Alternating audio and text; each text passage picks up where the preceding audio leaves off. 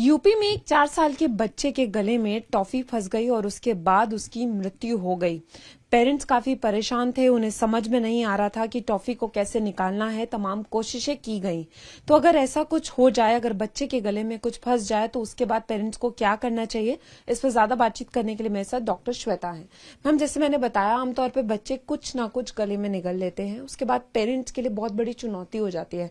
वो पैनिक हो जाते हैं, उनको समझ में नहीं आता कि एट अर्लियस्ट क्या करना है। और ऐसा ही अभी एक इंसिडेंट में देखा गया। तो सबसे पहले पेरेंट्स को क्या करना चाहिए? देखिए, जब भी कोई भी इमरजेंसी होती है, मेड बी दिस और एनीथिंग एल्स, सबसे ज्यादा जरूरी होता है कि आपको अपने धैर्य, you have to basically maintain your senses. अगर आप घबरा जाएंगे तो प्रॉब्लम बढ़ जाएगी, रिजॉल्व नहीं होगी। तो सबसे पहले शांत दिमाग से सोचना जरूरी होता है।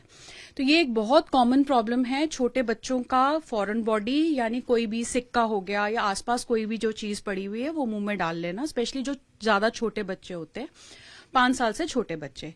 आमतौर पर हम यही राय देते हैं अपने पेरेंट्स को या हमारे पास जो पेशेंट्स आते हैं कि छोटे बच्चों को इन चीजों से दूर रखा जाए। बहुत सारे पेरेंट्स अपने छोटे बच्चों को नट्स यानी जैसे मूंगफली, बादाम, काजू वगैरह देते हैं, जो कि हमें 5 साल से छोटे बच्चे को नहीं देना चाहिए। पर अगर कभी ऐसा हो जाता है कि एक छोटा बच्चा एक फॉरेन बॉडी, जो कि एक सिक्का हो सकता है या आसपास पड़ी हुई कोई भी चीज हो जाती है, अगर वो निगले, तो अगर वो सांस के रास्ते में अटकेगा तो बच्चे को इमीडिएटली सांस लेने में परेशानी होगी।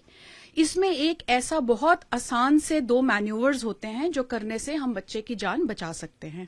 अगर बच्चा छोटा है, नवजात है, 1 साल से छोटे का है, तो आइडियली हम उसको उल्टा कर सकते हैं और उसकी पीठ को जोर से थपथपा सकते हैं, जिससे वो इमीडिएटली उसको बाहर कफ करेगा।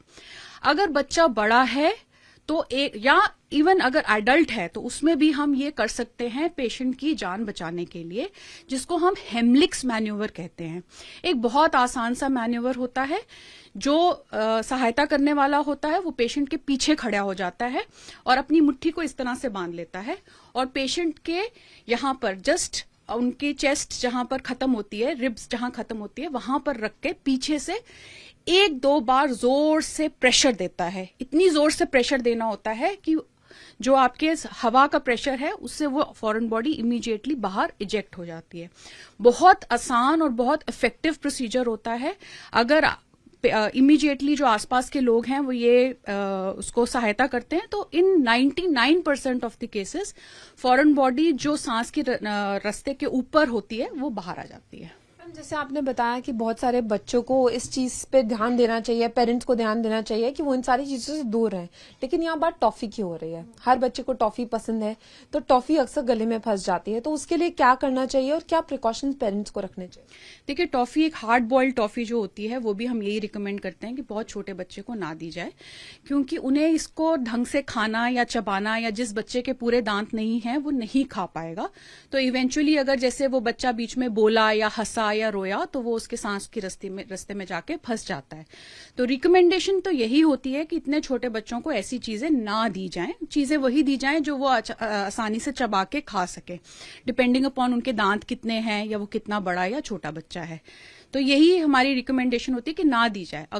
अगर बाई चांस फिर भी कभी आपने नहीं दिया, किसी और ने दे दिया, जो कि अक्सर बच्चों के साथ हो जाता है, तो ये एक बहुत इफेक्टिव तरीका होता है। लेकिन पैनिक करना इसका सोल्यूशन नहीं होता है, और ना ही हड़बड़ाहट में आप उसके मुंह में उंगली डालें या उसको निकालने की कोशिश करें, जिससे वो बच्चा और भी चोक कर सकता है या वो ज्यादा अंदर जाके फंस सकती है। तो हेमलिक्स मैन्यूवर जो मैंने अभी बताया वो एक बहुत इफेक्टिव तरीका होता है इस तरह की फॉरेन बॉडीज को बाहर निकालने का, और आप जल्द से जल्द अपने पास के किसी भी मेडिकल सेंटर में संपर्क कर सकते हैं। मैम, कितना टाइम मैनेजमेंट रखना होता है कि कितनी जल्दी आपको पहुंचना? और एक अंतिम सवाल ये भी है कि लोग क्या करते हैं, बहुत ज्यादा पानी पिलाने लगते हैं, तो कई बार क्या होता है कि उससे भी वॉमिटिंग आती है, बहुत सारी चीजें होती है, तो ये कितना गलत है? देखिए, पानी पिलाना ठीक नहीं है, क्योंकि अगर बच्चा वॉमिट करेगा तो वो वॉमिट भी उसके सांस के रास्ते में जा सकता है, जिससे एस्पिरेशन होगा और जो कंडीशन ऑलरेडी काफी गंभीर है वो और भी गंभीर हो जाती है। ऐसे केस में कुछ भी मत खिलाइए पिलाए।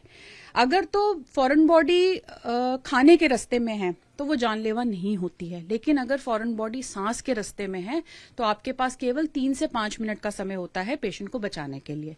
तो वो 3 से 5 मिनट बहुत क्रूशियल होते हैं। उसमें आपको यही कोशिश करनी है कि आप यहाँ तो पास के, अगर आप किसी मेडिकल सेंटर के पास में है तो वहां जाए, पर यूजुअली ऐसा नहीं होता है कि आप इतने पास हैं। तो यही जो मैंने आपको 2 मैन्यूवर्स बताए, छोटा बच्चा है तो उसको आप उल्टा कर लीजिए, और अगर बड़ा इंसान है या बड़ा बच्चा है तो जो हेमलिक्स मैन्यूवर मैंने आपको सिखाया, अपने हाथों को बांधकर रिब केज के नीचे जोर से प्रेशर देने होते हैं। It is a significant pressure which is to be given, और वो यूजुअली फॉरेन बॉडी बाहर आ जाती है। तो अब डॉक्टर श्वेता को सुन रहे थे जो साफ तौर पर बता रही थी कि कैसे घर पर हम क्विकली ये कर सकते हैं, क्योंकि इस बच्चे के साथ जो हुआ वो सेम हुआ कि उसकी सांस की नली में जो है वो ये टॉफी फंस गई थी, और पेरेंट्स को समझ में नहीं आ रहा था कि कितनी जल्दी उन्हें क्या कुछ करना है, और ज्यादा वक्त चलने के चलते बच्चे की जो है वो मृत्यु हो गई। तो अगर आपके घर में भी ऐसा कुछ हो जाता है तो इन 2 टेक्निक्स को जल्द से जल्द अपनाएं। कैमरामैन प्रकाश के साथ फराह खान, न्यूज़ 18 दिल्ली। सामने से आपको पीछे से लेना है, पेशेंट को सामने खड़ा करिए, दोनों हाथों की मुट्ठी बंद करके जहां पर चेस्ट खत्म होती है वहां पर रखें। पेशेंट को हल्का सा नीचे की तरफ झुका लें और एक झटके से 2 झटके दीजिए जब तक वो उसको बाहर ना निकाल ले। वो पेशेंट यूजुअली आप आगे की तरफ रखेंगे तो उसके मुंह से वो फॉरेन बॉडी इमीडिएटली बाहर आ जाएगी।